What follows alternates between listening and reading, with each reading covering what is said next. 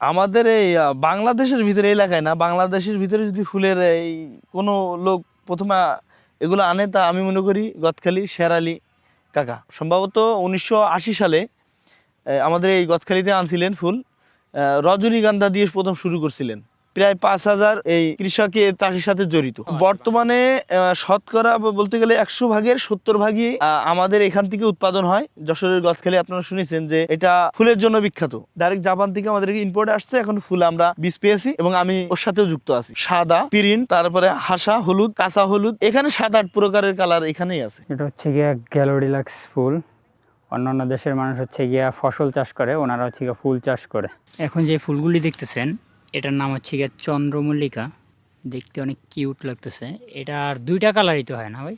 না, এতে আপনার ফুলের কালার অনেকগুলাই হয়। তা স্বাভাবিকভাবে আমরা বাণিজ্যিকভাবে যে চাষ করি হলুদ আর সাদা, কিন্তু এতে ভ্যারাইটিস আছে অন্তত প্রকার 20 রকমের আপনার কালার আছে। আমি এখন আছি হচ্ছে গিয়া যশোর গদখালি ফুলের ক্ষেতে আছি। তো এখানে যে ফুলের ক্ষেতে মানে ক্ষেত লাগায় বা চাষ করে এই ভাইয়ের সাথে পরিচয় হলো। তো এটা মূলত এই ভাইয়ের ক্ষেত। এটা হচ্ছে কি এই ভাই। আমি মোহাম্মদ শাহিন আলম। আমার মূলত জন্ম যশোরের গদখালিতেই, এই ফুলের এলাকায়, ফুলের গ্রামে আমার জন্ম। তো আমার একটি ফেসবুক পেজ আছে, ফুল চাষি গদখালি। তো ভাই কতদিন যাবত আর কি এই ফুল চাষ করতেছেন আপনি? এই চন্দ্রমল্লিকা চাষটা আমি বিগত 6 বছর প্রায় রানিং চলছে। তবে বর্তমানে এটা আপনার এই বছরে যেভাবে করছি তাতে গেলে বাজার মূল্য অনেকটাই ভালো আসছে। আমাদের এই বাংলাদেশের ভিতরে এলাকায় না, বাংলাদেশের ভিতরে যদি ফুলের এই কোনো লোক প্রথমে এগুলো আনে, তা আমি মনে করি গদখালি শেরালি কাকা। ওনার বাসা এই জাত থেকে 1.5 কিলো। আপনারা ওখানে গিয়েছিলেন। শেরালি আপনারা নাম হয়তো গুগলে সার্চ করলে পাবেন। উনি সম্ভবত 1980 সালে আমাদের এই গদখালিতে আনছিলেন ফুল। রজনীগন্ধা দিয়ে প্রথম শুরু করছিলেন। রজনীগন্ধা থেকে আস্তে আস্তে আমাদের এই গদখালির যত ফুল সেক্টর আছে ইনি প্রসার করছেন। এক সময় একটা ভ্যারাইটিস। তবে প্রথমে উনি নিয়ে আসছিলেন যশোরের গদখালিতে শেরালি।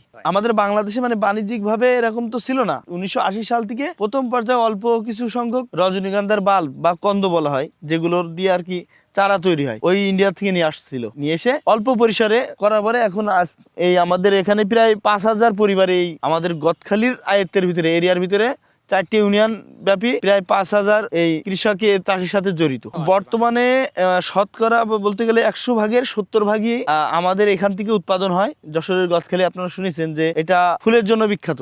আর তারপরের স্থান আছে আপনার নেপা শ্যামপুর এই এলাকায়, এটা মহেশপুর অঞ্চলে, ওখানেও চলছে। আর এখন আবার নতুন করে ঢাকা শাহবাগের ভিতরে ফুলের সেক্টরটা চালু হয়েছে। তবে প্রসার আমাদের মতো এত হয়নি। না, ওনারা আমাদের যশোর ডিস্ট্রিক্টের ভিতরে কিন্তু ওনারা আর একটু মানে আগে ছিল আমাদের এখানকার। এখন ওনাদের এটা সম্ভবত আমার খেয়াল নেই ওই জেলাটার নাম, ওই জেলার ভিতরে এখন ওনারা আছেন।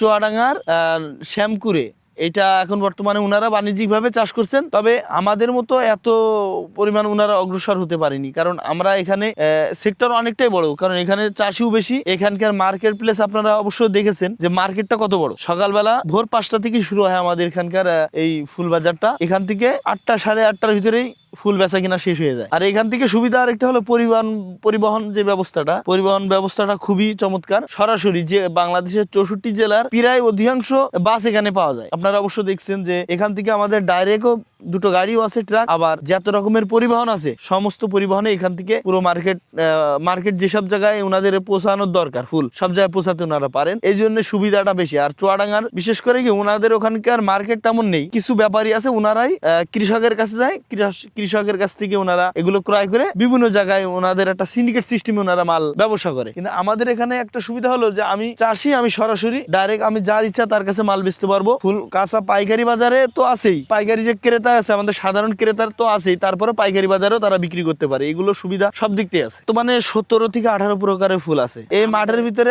আমাদের এখানে বর্তমানে বাণিজ্যিক ভাবে চাষ হচ্ছে 16 থেকে 17 প্রকার ভ্যারাইটিসের ফুল। তার ভিতরে আছে যেমন মূল ভাবে আমরা যেগুলো দেখি যে গ্লাডিওলাস গাঁদা, এখানে আছে চন্দ্রমল্লিকা, জিপসি, রজনী, ভুট্টা, জারবেরা, টিউলিপ, লিলিয়াম, আবার গোলাপ তো আছেই, গোলাপের কথা তো বলার বাহুল্য যে গোলাপ সবাই চেনে, সবাই জানে। গোলাপ ছাড়াও আরো অনেক নতুন নতুন ভ্যারাইটিস আমাদের এখানে আসছে। এখন আবার নতুন করে একটা ভ্যারাইটিস আছে, সেটা হলো ফুলের জন্য সূর্যমুখী। যা আগে কিন্তু আমরা জানতাম যে সূর্যমুখীটা মূলত বীজের জন্য, তেলের জন্য হয়, কিন্তু বর্তমানে এটা তেল তো আছেই, সাথে শুধু এককভাবে হাইব্রিড জাত আপনার জাপান কোম্পানির। এই জাপান কোম্পানি সম্ভবত এটা হচ্ছে এয়ার মালিক সিডের নতুন করে আসছে, ওনারা ডাইরেক্ট জাপান থেকে আমাদেরকে ইম্পোর্ট আসছে। এখন ফুল আমরা বীজ পেয়েছি এবং আমি ওর সাথেও যুক্ত আছি। এগুলো মূলত প্রথম পর্যায়ে যে ফুলের যে কন্দটা লাগানোর পরে 1 মাস পরে এটা একটা ভিউ, 1 মাস পরে এই গাছের 3 পাতা আসছে, 5 পাতা আসলে এতে স্টিক আসবে। আর রোপণের গ্লাডিওলাক্স এর রোপণের 70 থেকে 80 দিন পরে এটা ফুল এই পর্যায়ে আসে এবং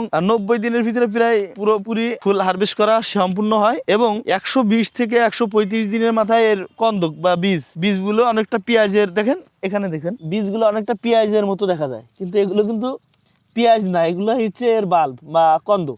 এটা আবার সামনের জেনারেশনে, সামনের জেনারেশনে এটা আবার রোপণ করার পরে এই পর্যায়ে আবার ফুল আসবে। ফুলের ভিতরে যেমন আমি বলছিলাম যে চন্দ্রমল্লিকা যেমন বিভিন্ন রকমের ভ্যারাইটিস আছে, এতেও তাই, এতেও 16-17 প্রকারের ভ্যারাইটিস আছে, এতে বিভিন্ন কালারের হয়। তো বর্তমানে এই ক্ষেতে 4-5 কালারের আছে। আপনারা দেখুন, একটা সিঁদুর, সাদা, পিরিন, তারপরে হাসা হলুদ, কাঁচা হলুদ, এখানে 7-8 প্রকারের কালার এখানেই আছে। তো এইভাবে 7-8 প্রকারই হবে। দেখুন এক একটা এক এক কালার। এটা হচ্ছে আপনার পিরিন, এটা সাদা, পিরিন কালার, আর এটা হচ্ছে সাদা ম্যাচুড, পুরো সাদা। এইটা হচ্ছে সিঁদুর,